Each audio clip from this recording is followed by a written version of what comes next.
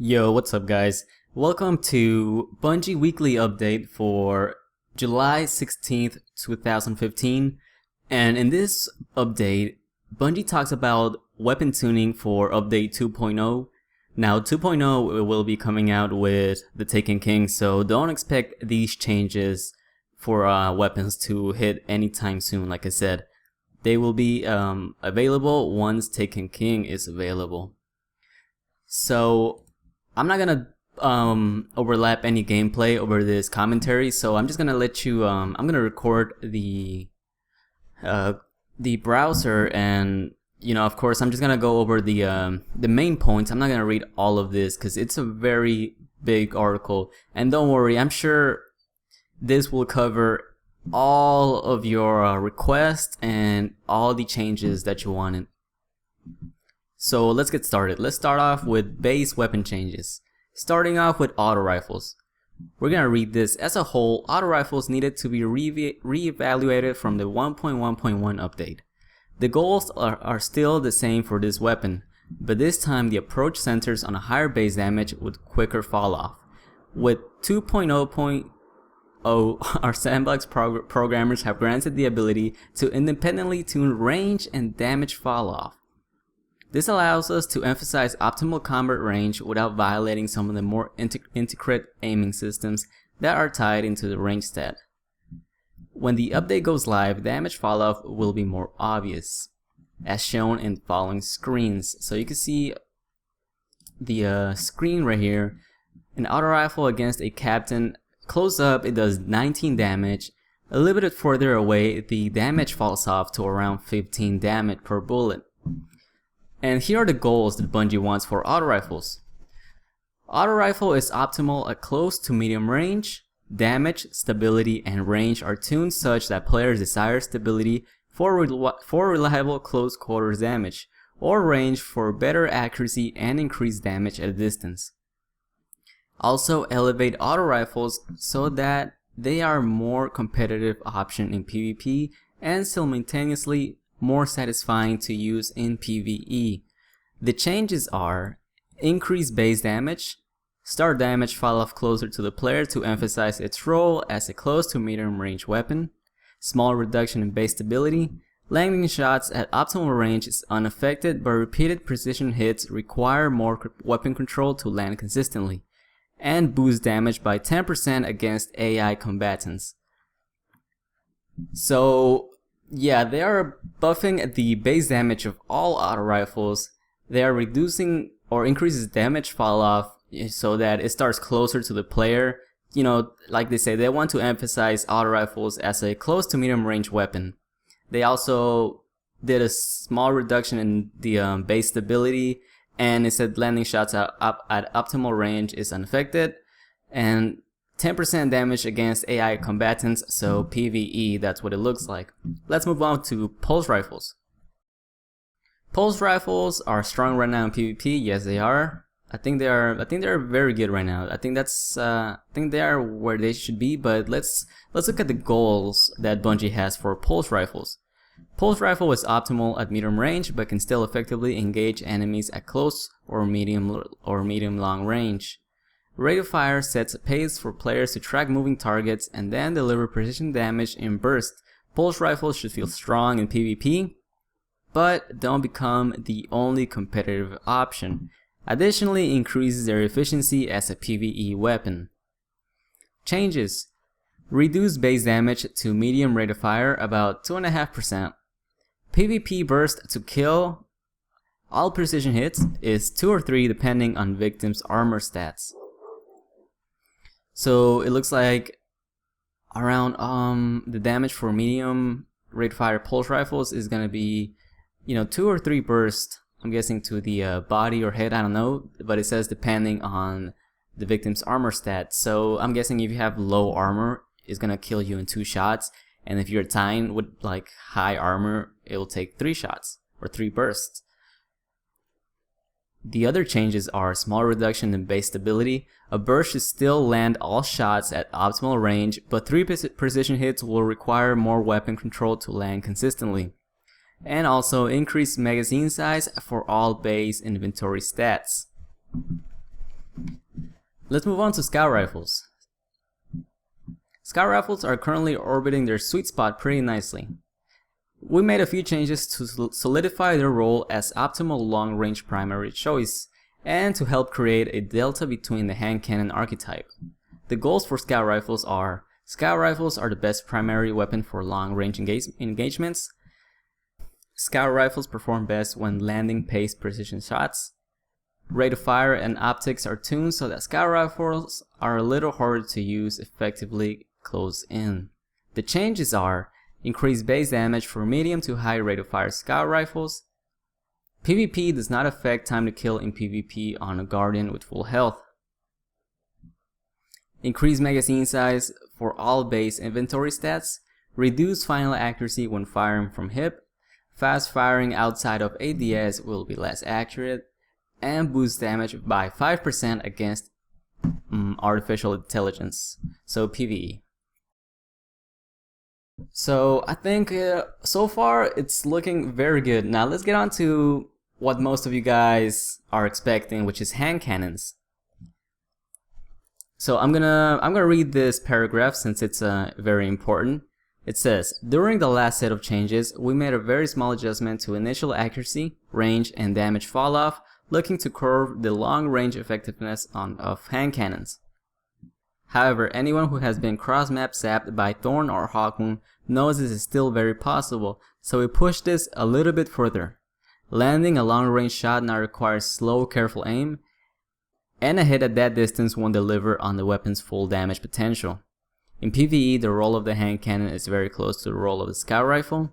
Hand cannons do slightly more base damage, scouts have slightly more ammo in the mag, but otherwise their functions overlap a great deal.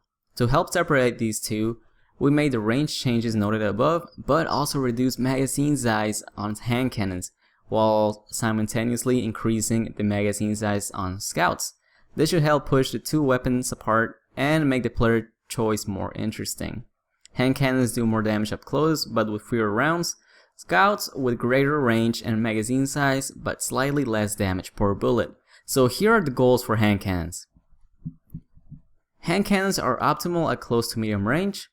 Hand cannons are optimal when shots are paced, but become less effective when fired quickly.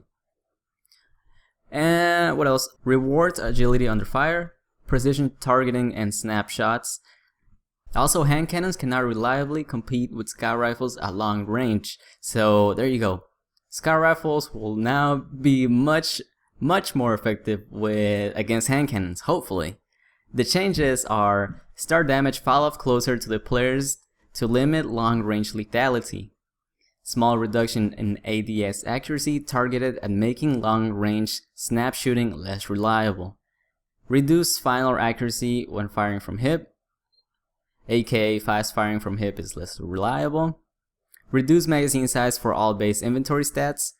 Reduce base optics, zoom, that is optics I guess means zoom apparently for all hand cannons. Aiming down sights now grants more width in favor of depth. Nice. So yeah, I think this is what most of us have been waiting for hand cannons to, you know, just be that weapon that you can use at medium range, no higher than that. You should not be getting killed by a hand cannon across the map, across, you know, a scout rifle distance. That just does not make sense. So hopefully these changes, you know, work for hand cannons. And yeah, we'll get to specific hand cannons later on. But let's move on to shotguns. So I'm not going to read that paragraph, blah blah blah. The goals for shotguns are: they are most effective at very close range. They complement melee attacks and other close quarters class builds. Offensively closing on an enemy with a shotgun is a risk/reward time in game. Curb shotgun effectiveness in PvE slightly to reintroduce some risk when closing on a powerful enemy. The changes are: shotgun perks that enhance lethality at range should be less effective when combined with a high initial range stat. Reduce shot package accuracy buff by 30%.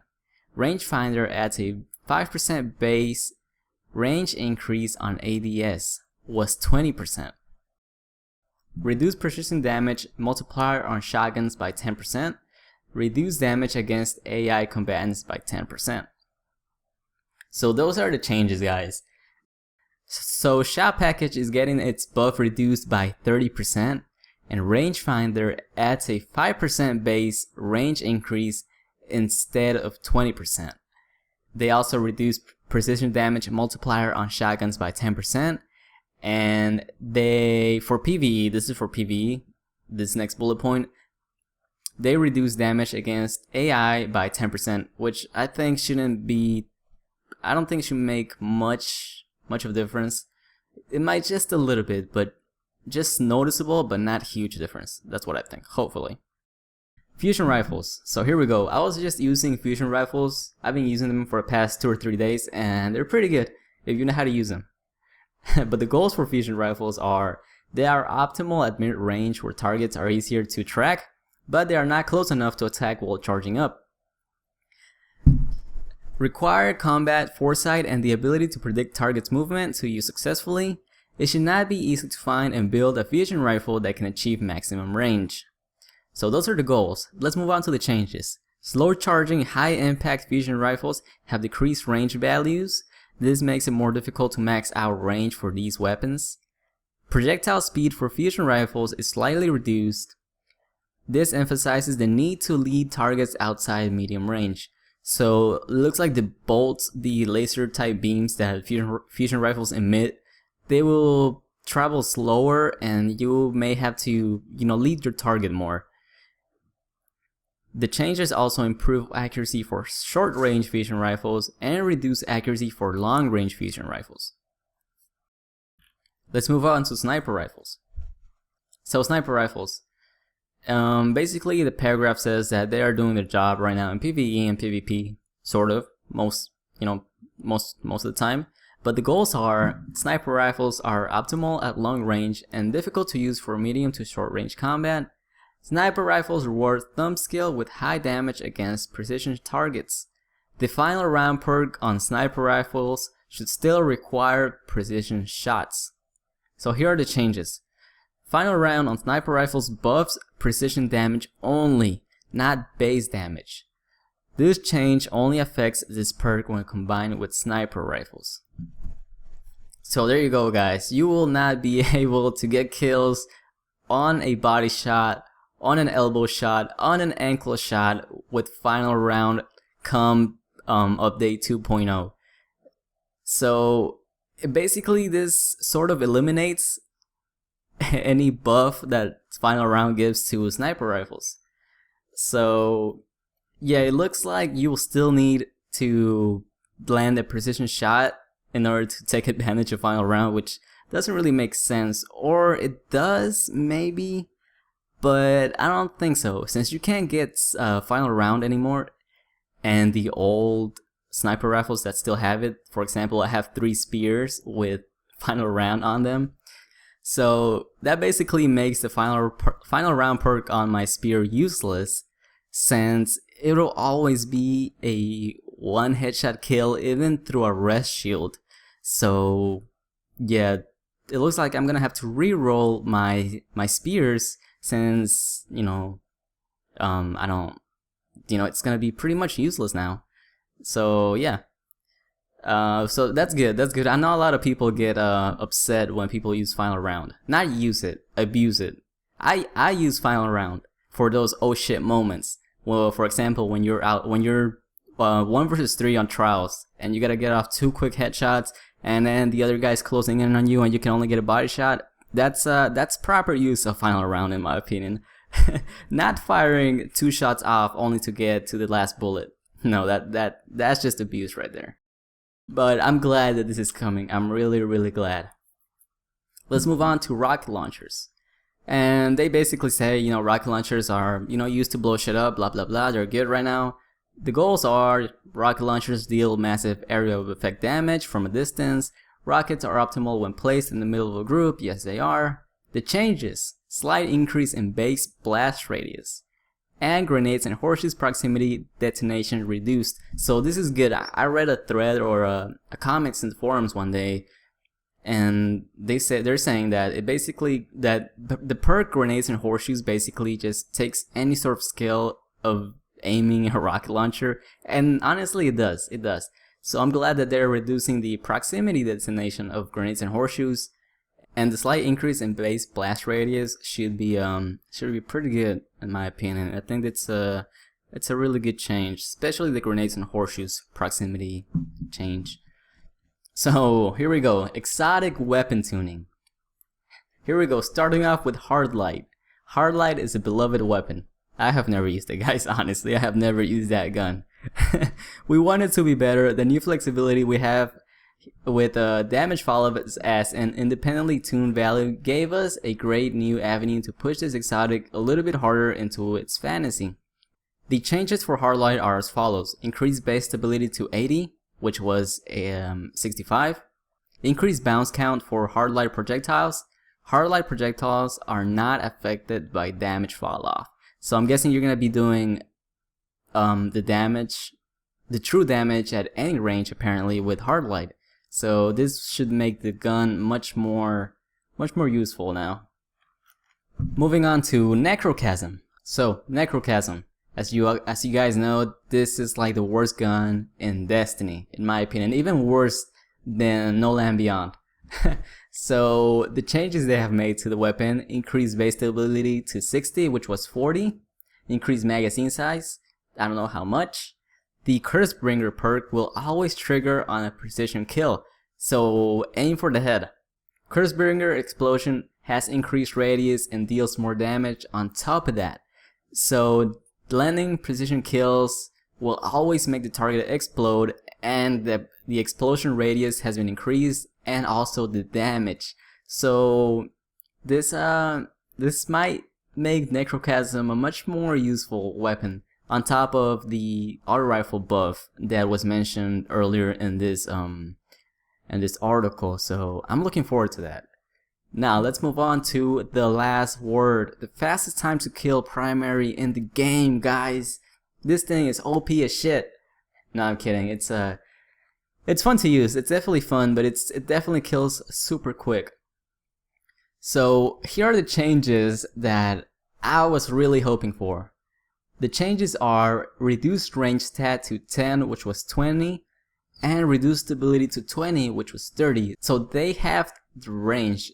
They cut it in half, and this should really make the last word what it is. You know, a fun gun to use up close, you know, maybe paired up with a shotgun. They reduce the stability to 20, and you know, this should make it much more harder to aim the gun, and you know, like they said, reduce the range to 10, so it is used in close quarters combat.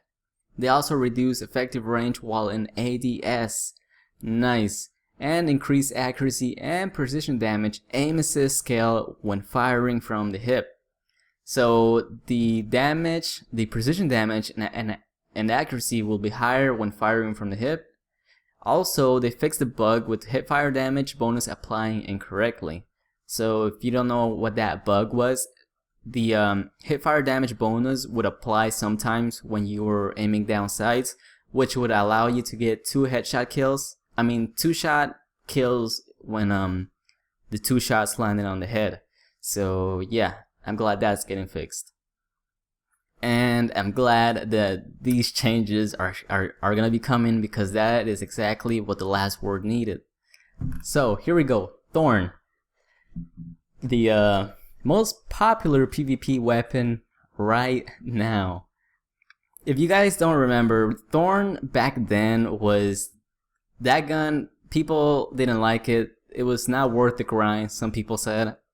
So, you know, they buffed it. They didn't buff the damage. I think, no, they did buff the damage over time for PvE and PvP. So when people saw that Thorn was actually good, they started using it more and more until the point where we are today. So as you can see from this graph, Thorn is up here, the top weapon for Crucible. The second down is the last word, and third most used weapon in Crucible is Red Death, followed by Hawk Moon and the Messenger, I think. Yeah. So yeah, there you go guys. Thorn most used PvP, we know that. But the changes for this weapon are reduce base damage of Thorn's Mark of the Devourer damage over time to roughly 1/3 of what it was in PvP and PvE. The other change allow damage over time to stack up to 5 times across multiple landed projectiles. This is a net buff for Thorn's damage over time, but reduces the lethality of the weapon in PvP. So since they are already nerfing the range on hand cannons, Thorn's range should be much less now, and you won't get sniped with Thorn from across the map. And they have reduced the damage over time to 1/3 of what it was in PvP and PvE. So the damage over time I don't think will be a 2 headshot kill anymore. However, the damage over time will stack up to 5 times. So you can land, so this is what I'm thinking. Those 5 shots that you land on a person will stack up to 5 times. So 5 bullets. And I'm guessing I don't really know how this is gonna work out. What is 1/3 of what it was in PvE? How much damage does it do? Like 7? I think it does 7. So what's 1/3? 3? 3.5, something like that. So yeah, maybe I should have done some math before I started this. Anyway guys, I'm gonna leave you to do the math. But they are reducing 1/3 of the damage. Alright, that's what you gotta take from this. God, this is so bad. But let's move on to Hawkmoon. So the changes for Hawkmoon are add a stack limit to luck in the chamber and holding aces so that only 2 of the bonus perks will ever stack on 1 round. This should prevent Hawkmoon from one-hit killing full health players in PvP. So this is nice. I like this. I really like this. I think I only ever got like a one-hit kill on Hawkmoon like maybe 2 or 3 times ever. And they also added 2 rounds to Hawkmoon's magazine when holding aces is unlocked. So right now it has 13. So it should, let's say you acquire a new Hawkmoon, maybe it should have 11 bullets according to the changes. And when you unlock holding aces, it should unlock the next 2 up to 13. That's what I'm thinking. So luck in the chamber damage bonus was also reduced by, or is going to be reduced by 3%. Next up, Icebreaker. I haven't used Icebreaker in forever, but the changes are minimal for Icebreaker. Basically, they increase the recharge time for the Icebreaker rounds from 1 bullet every 8 seconds, which was 1 bullet every 5 seconds before. So only a 3-second increase, which is not bad. I think this is pretty good. But honestly, I think they should have just left Icebreaker untouched. But that's just me. Maybe because I never use it. But anyway. So Null and Beyond. I have been using this weapon lately a lot, and I've got a sweet montage coming up for you guys. It takes a while to get used to, but dude, this thing is a monster. So the changes for Null and Beyond: increase weapon handling speed for faster time to aim, ready, and stow. So I'm guessing faster handling, like aiming it and switching it out. I don't know. They also adjust sights to fix overlap parallax issue while aimed. Sounds interesting. I think whatever sounds good. I don't know what that is, but okay.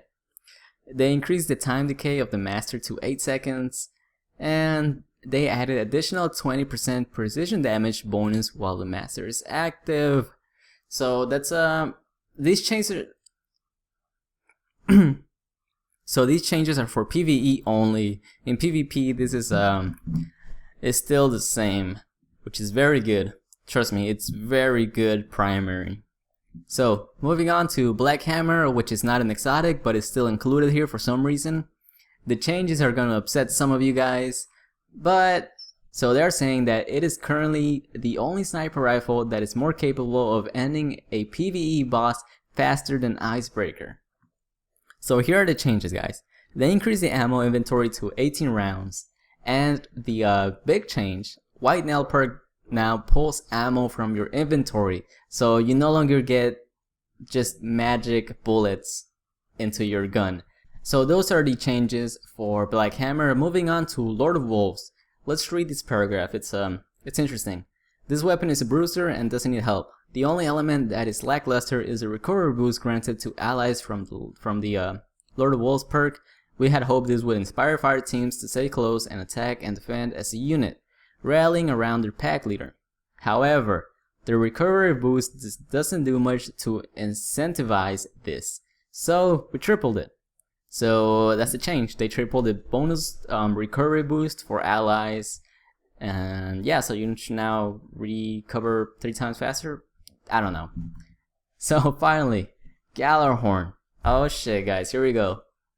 So basically they said in the paragraph that they wanted a weapon of mass destruction for PvE, and that's what Gjallarhorn is. However, Gjallarhorn has become almost a requisite for PvE raids and nightfalls, pretty much. So I know you guys know this. When doing Crota back then, you would need a Gjallarhorn to even attempt hard mode. So what they did, they reduced the damage of Wolfpack rounds.